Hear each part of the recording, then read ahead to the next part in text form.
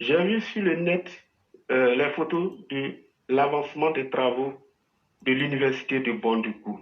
Voilà, ça fait énormément plaisir. Voilà un bâtisseur sans fin, infatigable, qui pense à l'avenir de nos enfants, qui pense à l'avenir, en tout cas, de, de notre pays, en construisant des universités, en construisant des ponts, excusez-moi, des routes. Et là, ce qui est étonnant, voilà une opposition qui dit on ne mange pas les routes, qui dit qu'on ne mange pas les ponts. Encore, ils disent que oui, le président construit des universités pour fabriquer des chômeurs. Les chômeurs, en qui ils ont fait allusion? À nos doctorants. Oui, ces doctorants, ils doivent savoir qu'en empruntant une filière, à la sortie, je dois avoir du boulot. Mais si on ne construit pas d'université, comment les prochains doctorants vont avoir du boulot? Et d'ailleurs, quand vous remarquez, dans beaucoup de villages aujourd'hui, dans beaucoup de grandes localités en tout cas, vous avez des écoles dans les plus petits villages. Dans les grandes localités, vous avez des collèges de proximité et des lycées. Oui, mais si on ne construit pas ces écoles-là, on fait comment pour l'éducation? On fait comment pour baisser le taux d'analphabétisation? Et là, le président a compris en construisant beaucoup d'écoles pour que les enfants ne marchent pas des kilomètres, des dizaines de kilomètres avant de se rendre dans les écoles. Et les établissements de proximité, les collèges de proximité sont venus encore faciliter la tâche de nos parents. Là encore, vous trouvez des opposants qui disent qu'il y a trop d'écoles, qui disent qu'il y a trop d'universités, que finalement c'est pour former des chômeurs. Quand on construit des écoles primaires, il faut bien que pour ceux qui veulent continuer les études, aillent dans les lycées. On construit des collèges de proximité. Et à la sortie, après le bac, pour ceux qui ont eu à faire le lycée, doivent aller à l'université pour ceux qui veulent emprunter cette branche. Et donc, en construisant c'est pour ça que le président a, dans son programme, dit qu'il allait construire des universités. Et c'est dans cette démarche-là, c'est dans cette dynamique-là qu'il est. D'où l'université de San Pedro, Mans, Bonduku, bientôt au Guinée, on espère. Et là, je vais insister là-dessus. Oui, l'université, les autres dénoncent la construction des universités, mais on a déjà dit ici haut et fort que le Nord a problème d'université, que le Nord a problème de centre de santé. Ailleurs, les gens disent que oui, ce n'est pas que c'est pour fabriquer des chômeurs. Mais à Guinée, on veut qu'il y ait une université. On veut au nord qu'il y ait des grands centres, en tout cas des CHU. Oui, au Guinée qui est dans une zone très vaste, très très vaste, a besoin j'espère, le CHR qui doit être construit. Tout ça encore, c'est énervant parce que ça traîne, c'est trop lent. C'est trop lent. Il faut que les autorités d'Oudini, parce qu'on ne dira pas que c'est le président qui ne veut pas, c'est faux. Pourquoi dans les autres construits, il a construit? Pourquoi dans les autres localités, il a construit et non pas Oudini? Il a arrêté de mentir sur le président. Oui, il tient parole. Il a décidé. Pourquoi ça traîne? 5 goudrons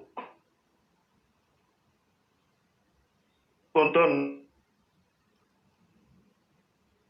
par la ville pour que les gens circulent beaucoup plus librement et tranquillement et donc pour faire marcher les affaires. Pourquoi on dit les 15 km traînent? C'est incroyable et c'est désolant et c'est inacceptable. Je vais revenir sur les doctorants. Oui, quand on a un doctorat, mais ça ne signifie pas forcément que tant que l'État ne donne pas du boulot, je ne peux rien faire d'autre. Mais c'est quels sont ces hommes d'aujourd'hui qui sont limités rien que à la formation qu'ils ont reçue.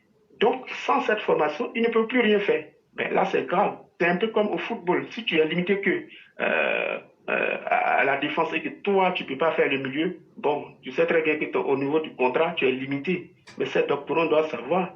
Et le savoir qu'ils ont acquis doit leur permettre de pouvoir faire autre chose. Mais le gouvernement embaucher tout le monde. Moi, personnellement, j'ai jamais souhaité être en tout cas embauché par l'État. Sur les doctorants, malheureusement, digèrent mal qu'on leur demande de faire de la reconversion. Mais ça, c'est partout. Et puis, c'est chez nous, on voit des gens qui ont peur de faire de la reconversion. Sinon, partout, les gens, ils savent que vous avez d'autres talents dans d'autres domaines. Si vous êtes formé qu'en anglais, que vous voulez être uniquement professeur d'anglais, mais il n'y a pas que ça. C'est comme si vous dites oui, moi je ne sais que manger du riz, je ne mange pas autre chose. Mais on est dans un monde où il faut être polyvalent. Il faut que nos gens comprennent. Et l'État ne peut pas, l'État ne peut pas embaucher tout le monde. L'État ne pourra pas embaucher tous les doctorants. Et donc, il faut y penser dès qu'on a le bac, ou en tout cas pour pouvoir être dans pour s'orienter sur le chemin où il y a assez de débouchés. Donc, pour ceux qui prennent cela, ces mouvements comme en tout cas, et profitent pour faire des mouvements, je dis l'État se doit de donner les moyens pour, en tout cas, dissuader au maximum toutes ces personnes-là. Quand je prends, vous allez un peu à Djamé, vous parcourez un peu tous ceux qui sont dans le domaine commercial, en tout cas ceux qui ont des boutiques installées un peu partout. Mais très peu d'Ivoiriens sont dans le domaine, alors que c'est des gens qui font beaucoup, en tout cas, de chiffres d'affaires. On dit souvent que nous, pas souvent même, la Côte d'Ivoire, c'est un pays qui a son économie basée sur l'agriculture. Mais vous allez voir que dans ce pays-là, ceux qui vendent tout le matériel lié à l'agriculture, je vais parler de tout ce qui est intrant et même matériel agricole, mais c'est fait par les étrangers, notamment les Nigérians. Oui, la sixième fortune du Nigeria, par quoi a-t-il commencé? Par le commerce comment dirais-je, des pièces détachées. Et il a jusqu'à ce qu'il devienne la sixième fortune du Nigeria. Oui, il n'arrive même pas, il connaît même pas le nombre de voitures de luxe. Alors, est-ce que c'est forcément être enseignant ou bien enseignant-chercheur qu'on pourra avoir en tout cas notre pain? Non, je ne crois pas. Il y a bien plein d'autres domaines. Hein? Et aujourd'hui, je ne crois pas que avoir un doctorat dans un domaine soit en tout cas une corde au cours de l'État de forcément trouver en tout cas de l'emploi pour ceux-là. Il y a, j'ai été quand même, quand j'ai été aussi, j'ai remarqué, il y a plein de petits boulots. Je ne dis pas que les doctorants, pardon, aillent faire des petits boulots, mais il y a beaucoup plus de secteurs où ils peuvent se reconvertir, notamment le solaire. C'est quelque chose d'avenir, c'est quelque chose où nous qui avons du soleil à volonté, on peut massivement former les gens dans ce domaine, de telle sorte que, bon, les zones les plus reculées, ils ne peuvent pas avoir de l'électricité. Je vais penser par exemple aux campements qui sont ça veut dire dans les champs.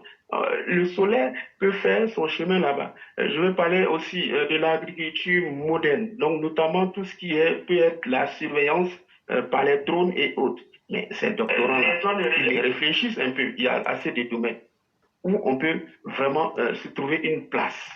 Mais en disant forcé que ce soit l'État qui les recrute, je ne crois pas que ce soit la bonne voie. J'ai vu une vidéo où d'autres étudiants sont allés faire des études politiques en Asie. Bon, est-ce que franchement, au retour, ceux-là, ils viendront encore avec gonfler le nom pour dire que l'État n'a pas trouvé de boulot. Pourtant, quand on va faire des études en Chine ou bien même en Malaisie, il y a pas mal de choses à apprendre là-bas. Il n'y a pas que la politique.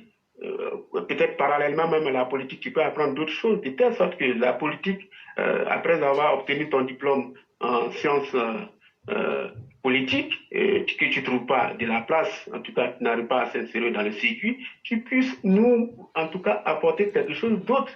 Moi, j'ai fait transport et logistique, mais aujourd'hui, je suis beaucoup plus agricole. J'aime l'agriculture, c'est ce que j'aime beaucoup plus. Et aujourd'hui, tu me donnes un circuit agricole, mais toutes mes recherches se portent sur l'agriculture.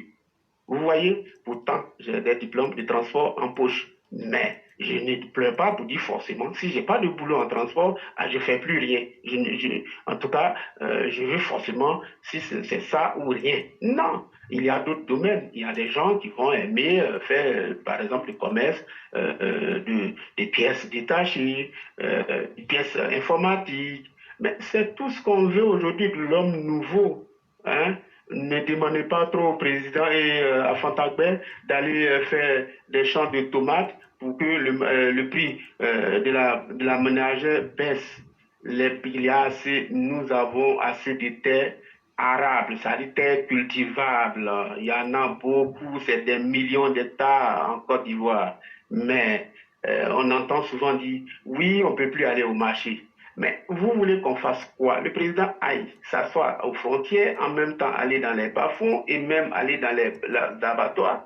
Mais non, franchement, il faut que les Ivoiriens comprennent que le travail aussi, il n'y a que par le travail individuel et même du groupe, ils feront que ce pays-là deviendra émergent. Donc l'éclaireur, pour l'instant, je vais laisser la parole aux autres. En insistant que demain la réunion des EPV Paris se tiendra bien aux heures et aux lieux indiqués. Je reste à l'écoute si vous avez quelque chose à ajouter. Vraiment, cher frère, je vous dis merci infiniment des sujets que vous avez évoqués. Parce que ce qui est le plus important pour nous, ce sont les sujets qui peuvent nous faire progresser dans le bon sens. Et non des sujets futiles comme l'arrivée d'un criminel. Je comprends que ça puisse réveiller des émotions chez certaines personnes. Et ce n'est pas ça le plus important pour nous. Et vous avez évoqué un sujet d'intérêt qui est d'utilité. Vous avez parlé des doctorants, ou même de ceux qui possèdent déjà les doctorats. Et je vais m'attarder un peu sur cette question-là. Tout ce que vous avez dit, j'y souscris entièrement. Mais pour en rajouter, j'aimerais dire ceci. Je vais couper, puis si je le dirai parce que je n'ai pas le retour. Non, parce que je devais vous poser des questions en retour. Je ne sais pas si vous avez une bonne communication. Donc, vous pouvez couper. J'ai un gros problème de retour. Ok, il n'y a pas de problème. Donc, vous pouvez couper, il n'y a pas de problème.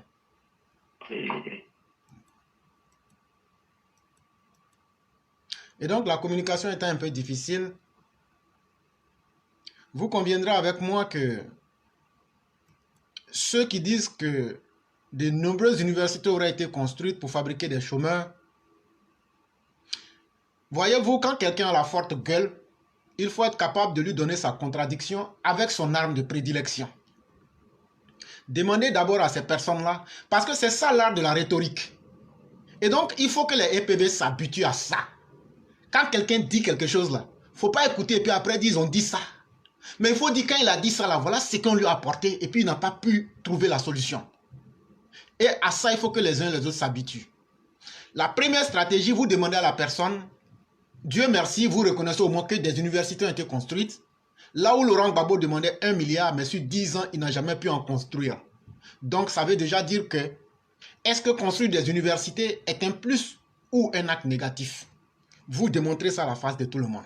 Les gens intelligents vous diront que vraiment construire une université est mieux que ne pas en construire. Or, on sait qu'Alassane en a construit suffisamment et Laurent Gbagbo, Bédié et tous réunis en plus de 20 ans de pouvoir, ils n'ont rien construit. Deuxième chose, il faut demander à la personne quelle est la différence et quel choix cette personne ferait si elle a le choix de devenir un chômeur diplômé, donc éduqué, et un chômeur qui n'a pas d'éducation. C'est très important. L'utilité des universités, c'est que ça ouvre les consciences. Même si ces docteurs aujourd'hui sont sans emploi, au moins ils ont l'avantage d'être éduqués. Et ça, déjà, quelqu'un qui est éduqué dans la société a toujours été mieux que l'homme sauvage qui n'a pas d'éducation. Or, à l'époque de Laurent Gbagbo, à l'époque de Bédié, ils nous ont produit des Ivoiriens vides dans tous les sens. Vides moralement, vides en termes d'éducation de base, vides en termes d'éducation intellectuelle. Est-ce que celui qui a dit cette parole-là, s'il fallait qu'il fasse un choix entre être un diplômé, mais qui chôme, et être un ignorant, un analphabète, mais chômeur, je crois vite que les gens intelligents voient le choix. Et ces trois démonstrations étant faites, je vais en revenir maintenant à notre fameux docteur. Et je vais leur dire ceci. Chers soi-disant docteurs, parce que pour moi, vous n'êtes pas des docteurs. Et je vais m'expliquer. Ce n'est pas le diplôme là qui fait de vous des docteurs. Pourquoi vous n'êtes pas des docteurs? Faites-nous sortir les recherches les plus récentes que vous avez faites. Tous les vrais docteurs qui font des recherches là. Il y a des revues scientifiques, on voit leur nom dedans. Mais depuis que vous avez votre doctorat, là, est-ce que vous actualisez vos connaissances? Donc, en réalité, ce sont des papiers de complaisance que vous avez. Et à la différence des vrais docteurs qui font des recherches, qui paraissent dans des revues scientifiques ou dans des revues de leur domaine spécifique, vous ne pouvez pas en faire autant. Et donc, avec des comme vous, l'Afrique n'a pas d'espoir à pouvoir compétir avec le monde. Donc, vous êtes peut-être docteur dans votre conscience et avec un papier en main, mais sur le terrain de la compétitivité et sur le terrain de la réalité, vous et vos diplômes ne valent rien. Ça, c'est une première preuve que je donne. Deuxième preuve que j'allais vous donner, pour moi, vous n'êtes pas des docteurs. Par exemple, le frère a pris l'exemple de quelqu'un qui a fait l'anglais. C'est un exemple que je prends. Mais quand tu as fait l'anglais, là,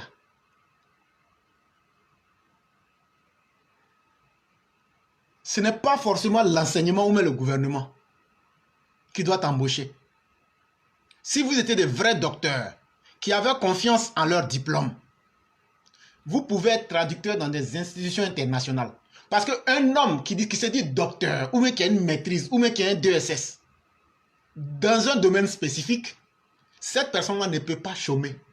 Je n'ai pas dit que la personne n'aura pas de difficultés à avoir un boulot. Même en restant dans son champ d'activité. Et je me mets sous le contrôle de Walter Otto et de tous ceux qui sont là. Vous êtes d'accord avec moi que quelqu'un, on n'a pas dit c'est BPC, on n'a pas dit c'est bac, on n'a pas dit c'est licence. Quelqu'un qui a un doctorat, si c'était vraiment un docteur, le minimum là, il ne doit pas avoir peur de compétir dans les différents segments de son champ de prédilection. Ça veut dire quoi? Si moi, par exemple, c'est un exemple que je prends, j'ai fait anglais, comme l'avait dit le frère Adama, c'est ce exemple qu'il a pris. Mais si, par exemple, là, je vais être docteur pour enseigner à l'université pour que les enfants qui viennent m'appellent docteur, là. Si ça ne marche pas, que je n'ai pas eu ce débouché à l'État, là, mais je dépose tranquillement mes dossiers dans les institutions internationales. La capacité que j'ai là, je m'en vais démontrer ça ailleurs. Mais en réalité, c'est parce que vous savez que vous ne valez rien. Vous savez que votre capacité intellectuelle est vide. Et vous savez que ce sont des diplômes de complaisance. Et donc là, vous ne pouvez pas aller compétir sur le champ de la réalité. Et donc, ça fait que pour nous, on ne peut pas vous respecter. Sinon, tu peux devenir traducteur, tu peux devenir enseignant, tu peux faire plein d'autres choses avec ce diplôme.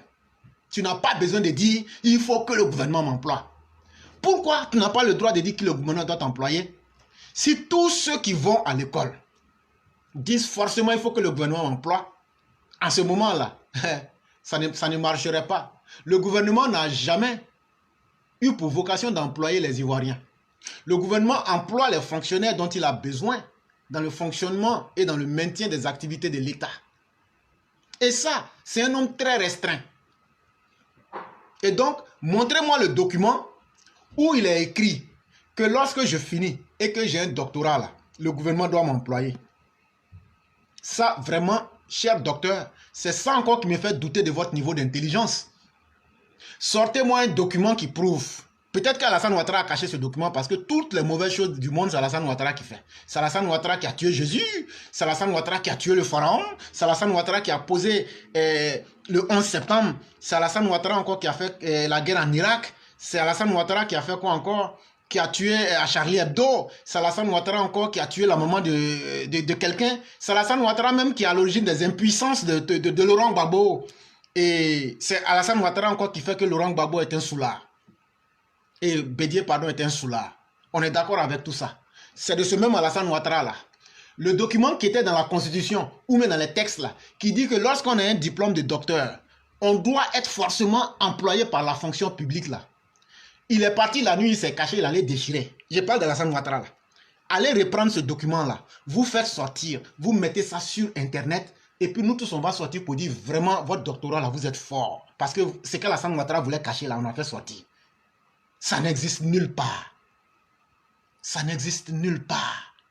Et ça, si le gouvernement avait des communicants, il fallait non seulement éclairer les gens et leur expliquer ces réalités, mais il fallait aussi tenir un langage franc avec ces soi-disant docteurs, qui n'en sont même pas des docteurs d'ailleurs.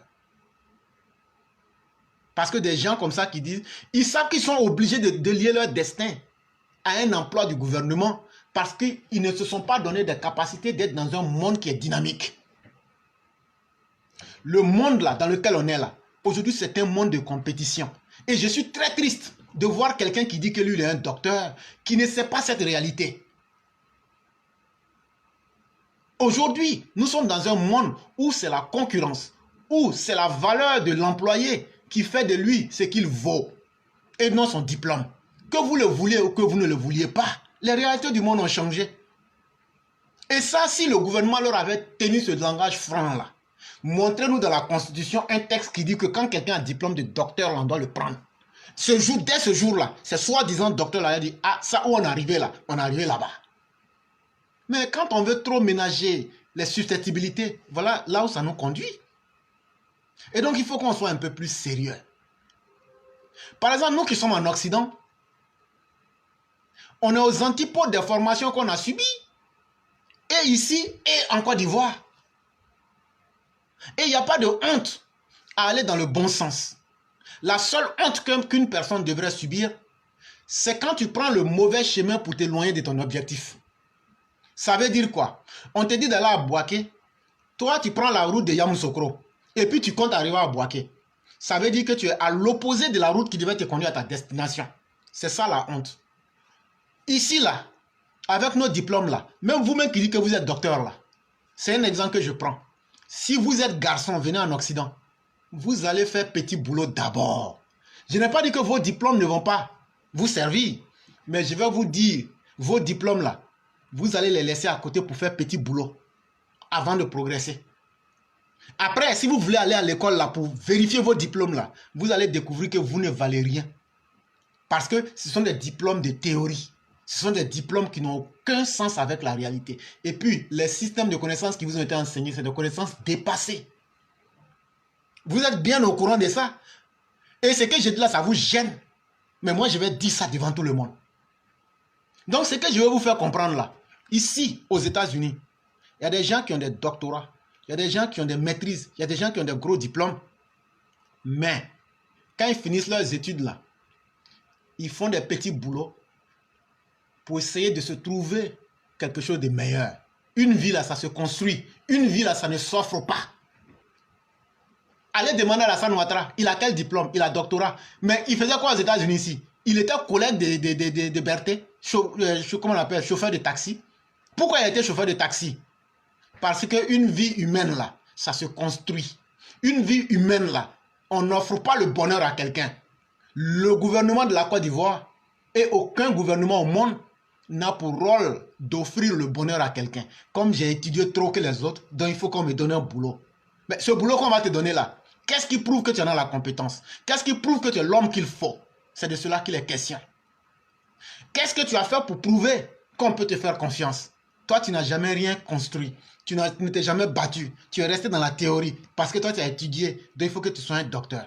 Mais tu vas produire quel citoyen? Voilà autant de questions. Mais quelqu'un qui a construit sa petite vie, qui a commencé au bas de l'échelle, qui avec son diplôme est revenu au plus bas, il a construit quelque chose étape par étape. Ça lui donne une formation de la vie. Voilà des docteurs qui n'ont aucune formation de la vie.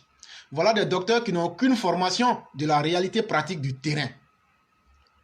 Voilà des docteurs, si tu les invites à un colloque avec leurs collègues des autres pays, tu dis, bon, venez, on va débattre d'un sujet là. Eux, ils sont dépassés par la réalité. Et ça pose un problème fondamental dans nos pays sous-développés en Afrique.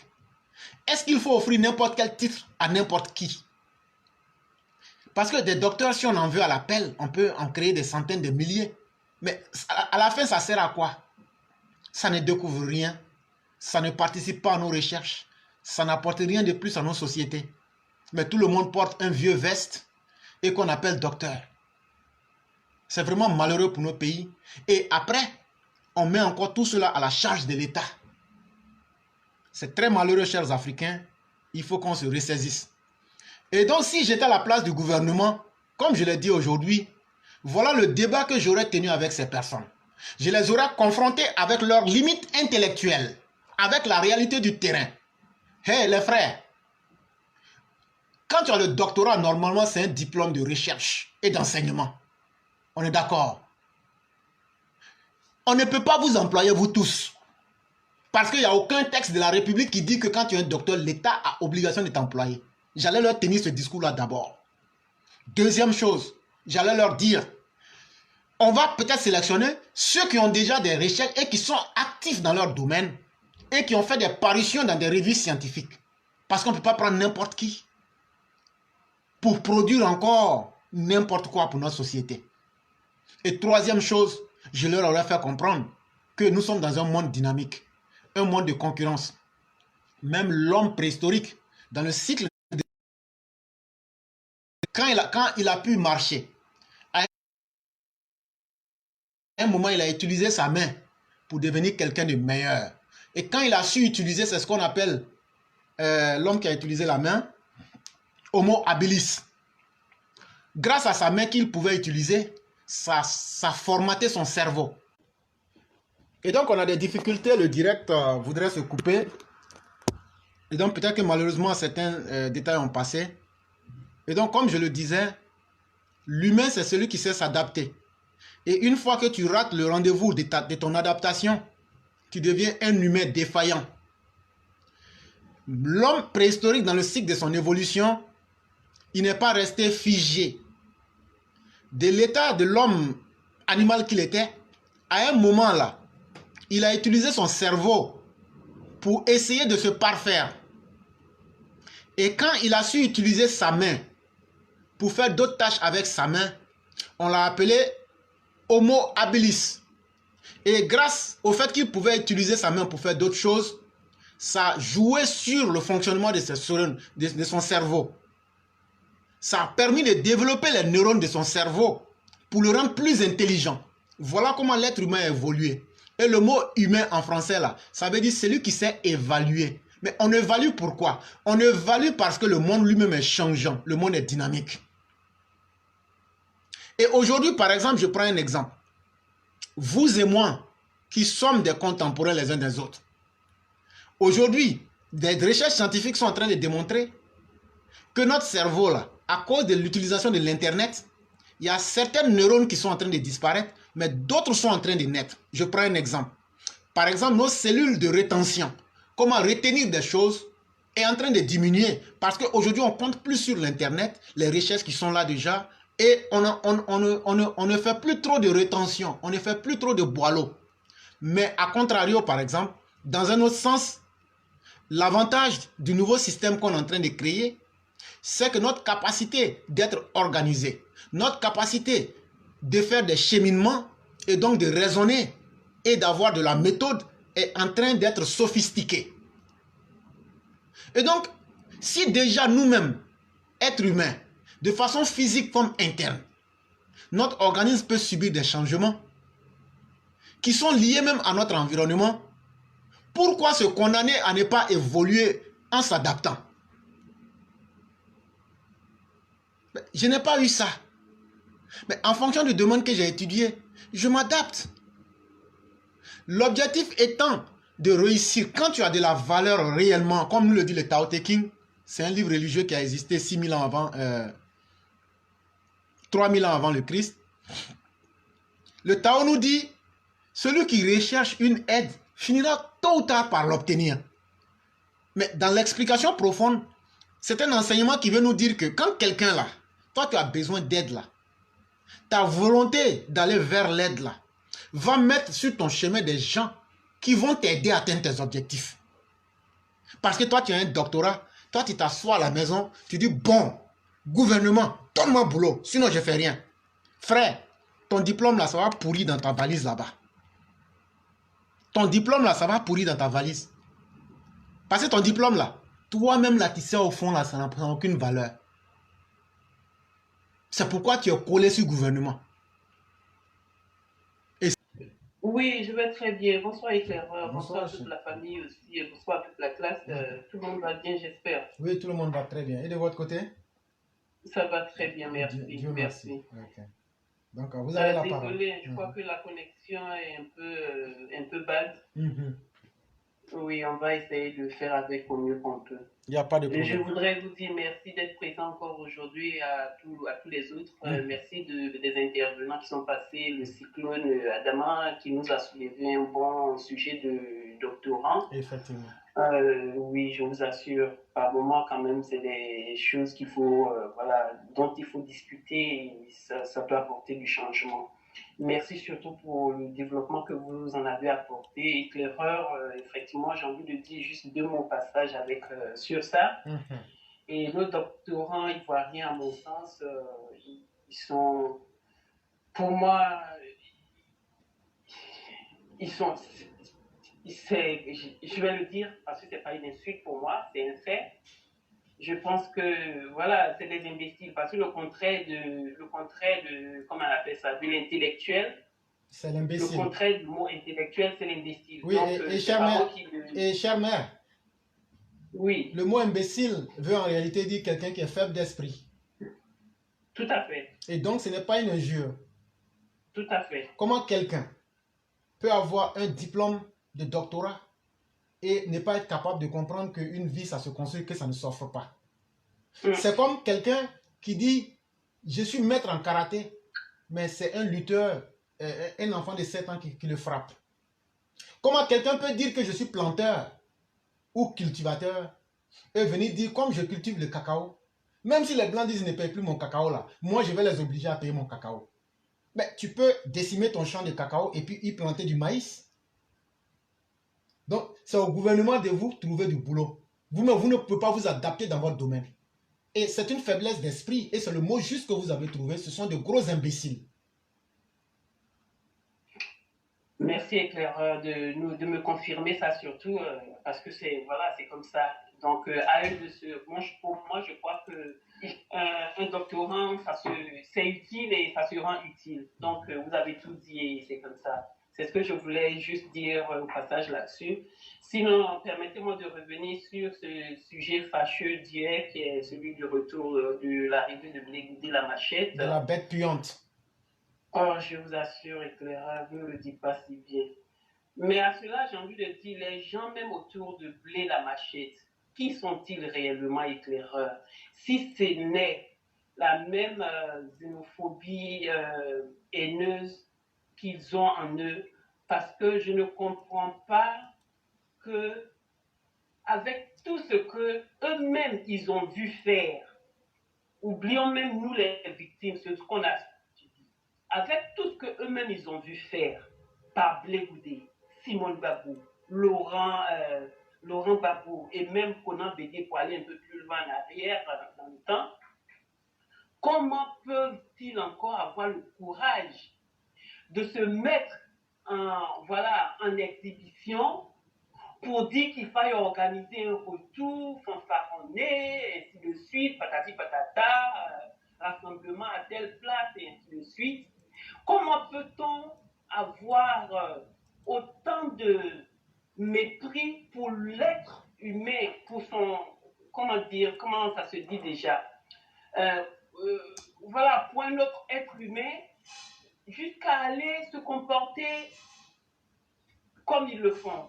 Et je dis que Bogasako Gervais, qui se clame le président du comité d'organisation de je ne sais quoi, je me dis, qui est-il ce type? Si c'est lui qui enseigne nos enfants à l'université, j'espère que je ne me trompe pas de sa fonction, qui enseigne nos enfants à l'université, je dis qu'il faille vraiment faire attention et qu'il faille voir le travail que fournit ce type-là à l'université, pendant ses cours ou à nos enfants, parce que ces enfants sont quand même l'avenir de la Côte d'Ivoire.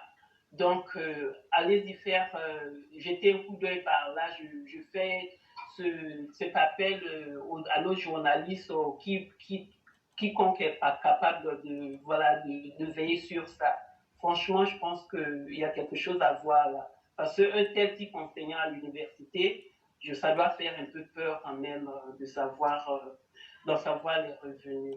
Et pour cela, M. Sundiata, pour la question de l'écouter, a mentionné, comment dire ça déjà, la législation d'interdiction d'activités politiques de ces gens-là qui sont Blé la Machette, Laurent Gbagbo, comme je citais tout à l'heure, et les autres. Et je pense qu'à cette question, voilà, il faut quand même voir ce qu'on peut faire, demander, j'allais même plutôt dire, qu'une législation se fasse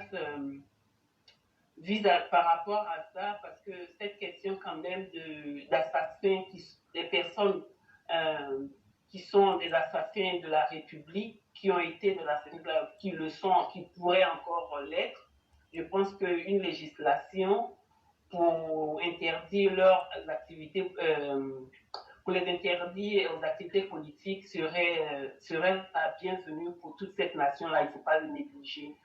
Alors, tout simplement, je pense que on ne peut pas accorder à ces gens de faire de prendre autant de liberté à faire ce qu'ils veulent, comme ils veulent, alors qu'ils ont tant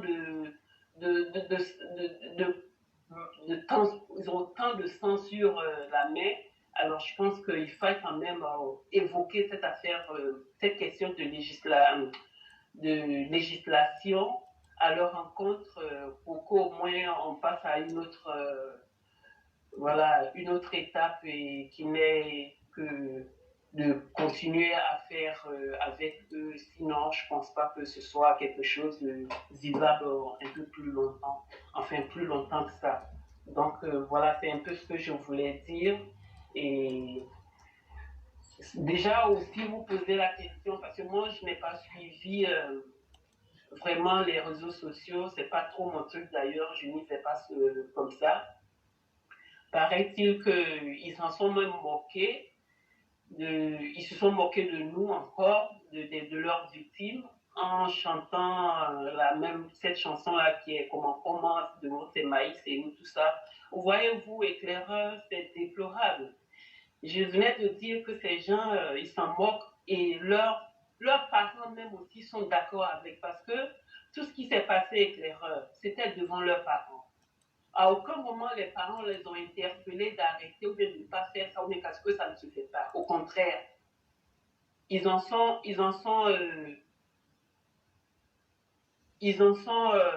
réjouissent encore et ils s'en moquent, ils chantent avec, ils nous narguent avec.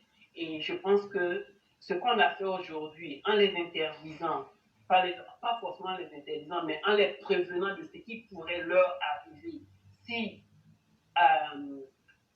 ils osaient quand même se rassembler et faire de cette arrivée un événement, je pense que c'est ça qu'il faut maintenir, parce que si ils ont cette capacité, ils ont cette liberté-là, j'ose imaginer ce que ça va encore nous demander, ce que ça va apporter, ce que ça va entraîner. Et imaginons que s'ils en ont un peu aujourd'hui, ils en voudront encore plus demain. Donc pour cela, maintenons cette position-là, de sorte à ce que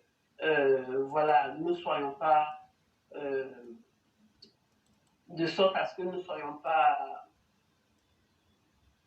que devrais-je dire, autant méprisés. Et voilà, je vais m'arrêter là pour ne pas aller pour ne pas aller dans tous les sens. C'est ce que je voulais dire. Merci de m'avoir écouté. Et voilà, je vais vous laisser. Si vous avez encore quelques petites choses à ajouter ou sinon des corrections à faire par rapport à ce que j'ai dit, bon, mais tout le plaisir est pour moi. Bonne soirée, mes éclaireurs. Chère mère, vous n'avez pas à nous remercier, c'est plutôt à nous de vous dire merci. Quand vous avez toujours le temps d'être avec nous, surtout de nous dire clairement là où nous devrions aller, c'est à nous de vous dire toujours merci. Parce que moi, je vous ai vu physiquement. Et si ce n'est que l'intérêt du pays et l'amour que vous avez pour la Côte d'Ivoire, qui suis-je pour m'arrêter devant vous pour parler? Mais au nom de l'amour du pays, je suis d'abord un fils pour vous. Et je vous sais peut-être même plus intellectuel que moi. et vous avez une forte expérience de la vie mieux que moi, c'est à nous de vous dire merci. Parce que le fait que vous ne teniez pas compte de votre âge, vous ne teniez pas compte de vos expériences, mais vous vous rabaissez à notre niveau, ça nous fait vraiment plaisir, chère mère. Et ce n'est pas que vous, je parle de toutes nos mères. Parce qu'une femme, quand elle est née là, c'est déjà une mère. Et nous vous disons à vous toutes, merci infiniment, merci pour le travail que vous faites. Parce que vous nous confortez davantage dans ce que nous faisons. Et ce que vous avez dit, je souscris entièrement à votre propos. Ceux qui sont dans le double langage, ce sont ceux-là qui souffrent. Nous sommes dans une dynamique de nous venger. Ça, je ne l'ai jamais caché, chère mère. Et dès qu'on en aura l'occasion, on ne va pas se faire prier.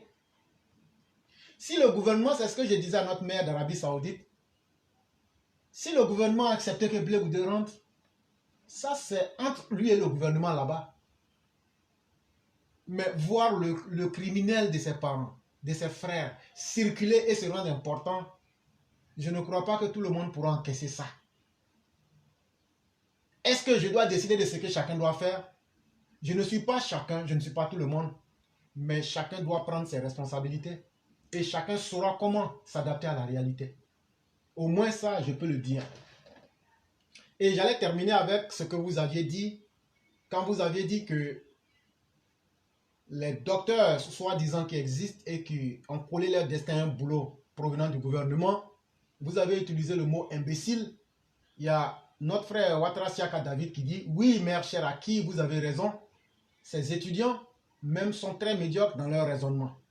Et donc, voyez-vous, un des signes évidents de l'imbécilité, c'est la médiocrité. C'est de se comporter comme des gens dépourvus d'intelligence. C'est pourquoi faites beaucoup attention aux gens imbéciles parce qu'ils vont toujours vous attirer des complications. Dans aucun pays du monde, tu ne verras un docteur dire qu'il n'a pas eu de travail si ce n'est qu'en Côte d'Ivoire. Ça démontre encore votre attitude d'homme abruti, d'homme crétinisé, donc d'homme idiot. Parce que vous manifestez un sens complet d'intelligence. C'est ça aussi la marque des gens imbéciles. Et donc, en un mot, arrêtez de faire les imbéciles en demandant qu'on vous offre du boulot. Vous êtes des grands garçons. Si vous êtes vraiment sûr de ce que vous avez appris, vous devez connaître ce que vous devez faire pour avoir quelque chose. C'est le gouvernement qui s'amuse avec vous pour vous tourner pour tourner en rond avec vous. Sinon, comme Walter le confirme, un vrai docteur qui est actif doit publier un article scientifique au moins une fois tous les 2 ans. Et le gouvernement pourrait se saisir de cette réalité-là pour savoir quels sont les docteurs qui sont actifs et les non actifs. Et il y a Zach qui nous dit, si après un doctorat, tu ne peux pas te fabriquer quelque chose, il faut t'en prendre à toi-même et à ta connaissance. Ouattara, c'est-à-dire le président, a travaillé avec son doctorat et ce n'est pas l'État de Pennsylvanie qui lui a trouvé du travail. Voici la différence. Et c'est très important.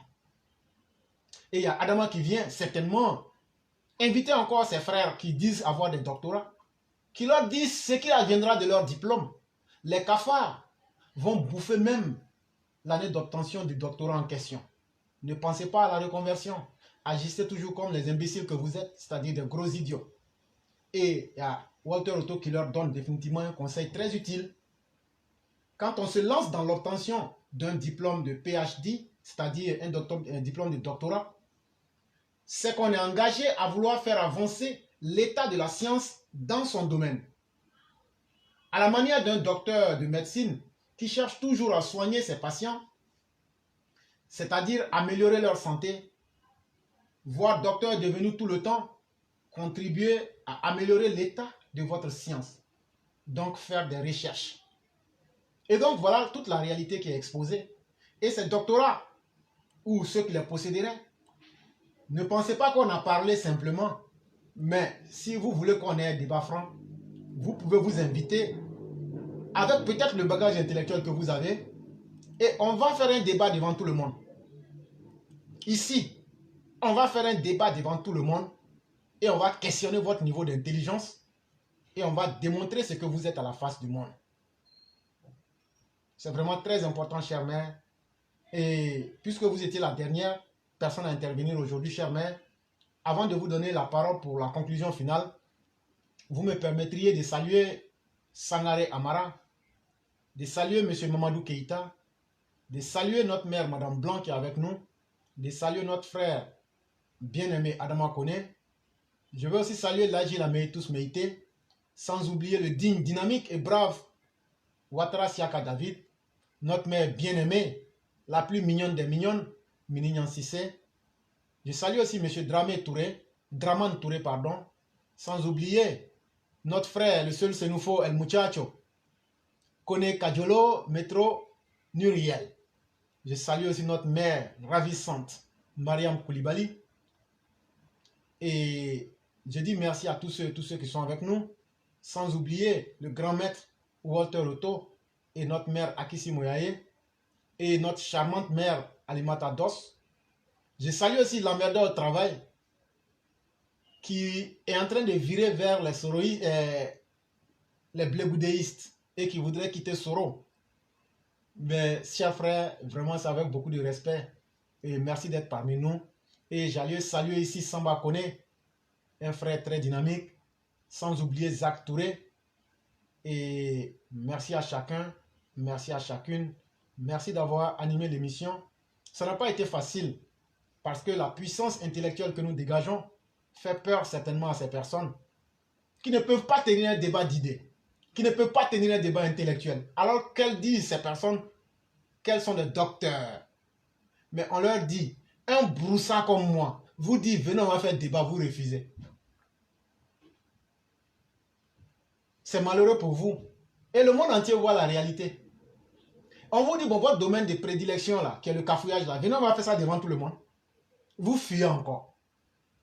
Si je vais sur vous, vous n'allez jamais accepter. On va dire, je provoque les gens. Mais moi-même, je vous invite. Ce que vous savez faire là, mettez-vous tous ensemble et puis venez contre moi.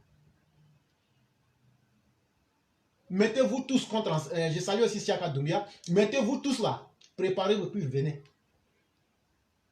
C'est de ça aussi qu'il est question. Et je dis à tout le monde, ces gens-là, s'ils s'amusent avec vous, ne les ratez pas. Dieu merci, tout le monde est rentré en Côte d'Ivoire maintenant. Plus personne ne pourra fuir. Maintenant, là, c'est le bon moment maintenant. La moindre petite incartade, on va se régler les comptes et remettre les pendules définitivement à l'heure. À part le maudit de Guillaume, le Boudignam, le zéro à vie et l'éternel candidat volontaire à la malhonnêteté et à l'enfer, je parle de Soro Guillaume, la bande des imbéciles puants de l'opposition ivoirienne sont à 99% réunis en Côte d'Ivoire.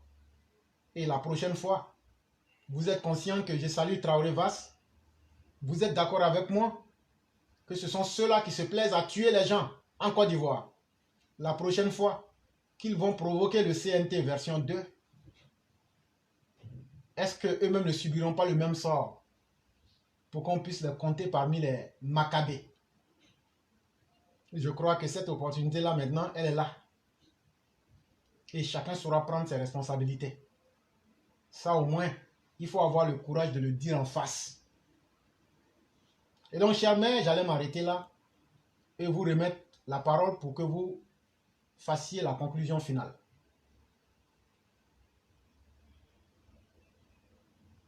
Allô? Oui, alors? Oui, merci éclaireur, merci pour tout, merci à toute la classe, à tous nos auditeurs, à toutes les personnes qui nous suivent. Merci pour toutes nos voilà, pour tout ce que chacun apporte et toutes les personnes que vous avez citées et celles que vous n'avez pas pu citer. Merci à tous.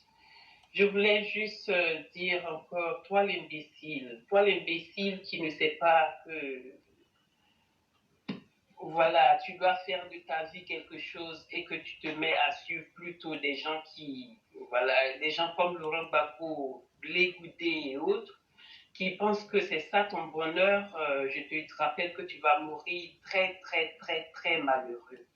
Ton but dans la vie, c'est de te trouver du travail, trouver quelque chose à faire, te construire un avenir, prendre soin de toi et ta petite famille.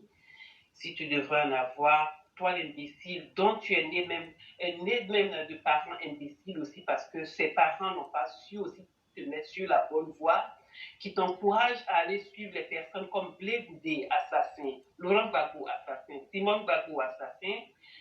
Toi l'imbécile, réveille-toi et construis-toi une vie. Sinon, je te le répète, je le rappelle, pardon, tu mourras très, très malheureux et ce sera déplorable. Et voilà, je te plains tant que tu resteras imbécile. Éclaireur, je dis merci à tous nos auditeurs et à vous-même. Et puis, je vous dis bon week-end et puis on est à la semaine prochaine. Merci, chère mère. Merci à nos auditeurs. Merci à tous ceux qui ont partagé. Et je peux vous le dire, vous aurez une version finale de l'émission du jour. Et surtout, merci à ceux qui ont maintenu la dynamique malgré toutes les tentatives pour nous empêcher de parler. On a pu parler. Nous vous disons merci. Et sur ce, nous souhaitons un excellent week-end à chacun et à chacune.